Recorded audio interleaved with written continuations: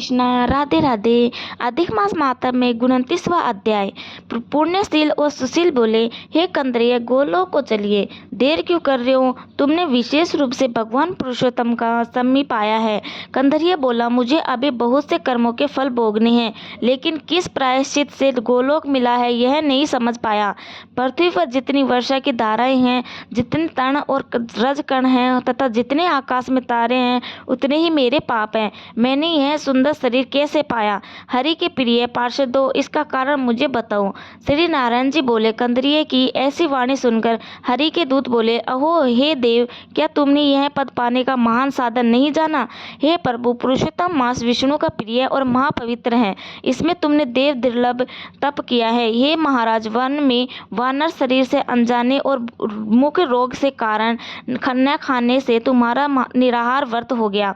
तुमने वानर पने की चंचलता से वृक्ष से फल तोड़कर पृथ्वी पर फेंक दिए, जिससे अन्य लोगों की तृप्ति हुई, और दुख के कारण तुम पानी भी नहीं पी सके, जिससे तुम्हारा अज्ञानतावश पुरुषोत्तम मास में पड़ा भारी तप हो गया। हे अन्नद, तुम्हारे द्वारा फलों की गिराए जाने से परोपकार हो गया। वन में विचरते हुए महाभयंकर शीत, वायु, धूप आदि सहन की, और इस रमणीक श्रेष्ठ तीर्थ में 5 दिन गोते लगाए, जिससे तुम्हारे पुरुषोत्तम मास के स्नान फल मिला। इस प्रकार तुम्हारी रोग वश होने से अनजाने ही उत्तम तप हो गया, सो वह सब सफल हो गया, और अब तुमने अनुभव भी कर लिया। जो मनुष्य इस पुरुषोत्तम मास में श्रद्धा पूर्वक इसके उत्तम महात्म को जानकर विधि सहित कर्म करते हैं, उनका तो कहना ही क्या है।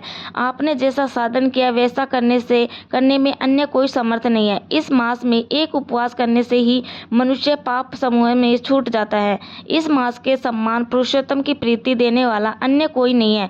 इस पुरुषोत्तम का जो व्रत करते हैं वे धन्य हैं। इस भरत खंड में मनुष्य जन्म पाकर जो पुरुषोत्तम का सेवन करते हैं वे सदा भाग्यशाली है, और उन्हीं का जन्म सफल है, जिसका पुरुषोत्तम मास स्नान, दान आदि जप आदि में बीता है। पुरुषोत्तम मास में दान, पितृ कार्य और अनेक प्रकार के तप करने से यह सब अन्य मासों की अपेक्षा करोड़ गुना फलदायी होते हैं।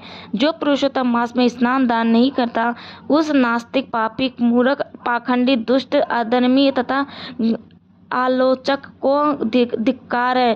श्री नारायण जी बोले, पुण्यशील और सुशील द्वारा कंदरिय ब्राह्मण अपने पूर्व वृत्तांत को सुनकर पुलकित हो गया, आश्चर्य में पड़ गया। प्रथम तीर्थ के देवताओं और कालंजर पर्वत को, फिर वन के देवों को, छोटे छोटे पेड़ों तथा सब लताओं और वृक्षों को उसने नमस्कार किया। तत्पश्चात नम्रता पूर्वक विमान की प्रदक्षिणा कर मेघ के समान श्याम वर्ण का हो सुंदर पीतांबरधारी वन विमान पर बैठ गया। तब सब देवता स्तुति करने लगे।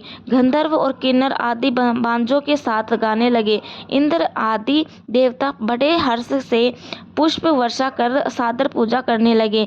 पश्चात वह आनंद से योगियों को दुर्लभ गोप गोपी और गोवों से सेवत रास मंडल से सुशोभित गोलोक को गया, जिस लोक में ना बुढ़ापा आता है और ना मृत्यु ही होती है, ना ही कोई शोक होता है। ऐसे लोक को कंदरिय ब्राह्मण पुरुषोत्तम मास के सेवन से, ऐसे लोक को कंदरिय चिरत शर्मा पुरुषोत्तम मास के सेवन से वानर शरीर त्याग कर गया। पुरुषोत्तम मास के सेवन से वानर शरीर को त्याग कर गया, जहाँ 2 भुजाधारी मुरलीधर पुरुषोत्तम दर्शन करके आनंदित हो गया। श्री नारायण जी बोले, इस आश्चर्य में दृश्य को देखकर सब देवता चकित हो गए और पुरुषोत्तम की प्रशंसा करते हुए अपने अपने स्थान को चले गए। नारद जी बोले, हे तपोधन, आपने यह प्रातः काल के कर्म बताए, अब दिन के पिछले भाग में क्या कर्म करने चाहिए? हे नाथग्रस्त उपकार के लिए मुझे बताइए, क्योंकि आप जैसे महात्मा जिसके सबके ऊपर उपकार के लिए सदा विचरित रहते हैं। श्री नारायण जी बोले, प्रातः काल कर्म विधि पूर्वक समाप्त करके फिर मध्य काल की संध्या करके अग्नि को आहुति देकर अनुचरों सहित अल्प भोजन कर बैठ जाएं। भोजन कर तकिया आदि सहित कोमल छाया पर सोवें। गृहस्थ पुरुष सदैव भली प्रकार से गृहस्थ के कर्मों की करें। हिंसा नहीं करनी चाहिए, सत्य बोलना, सब प्राणियों की रक्षा व दया करना, यह सब गृहस्थियों के लिए धर्म के कहे गए हैं। 29वां अध्याय समाप्त। जय श्री राधे।